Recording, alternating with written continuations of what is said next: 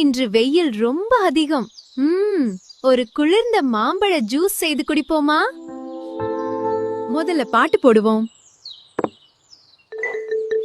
முதலில் ஒரு பழுத்த மாம்பழத்தை நன்றாக வெட்டிக்கொள்வோம்.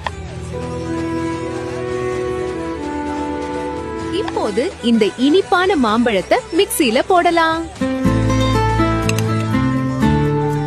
சிறிது பால் சேர்த்து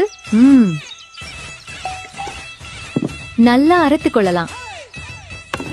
அடடா, குளிர்ந்த மாம்பழ ஜூஸ் தயார்.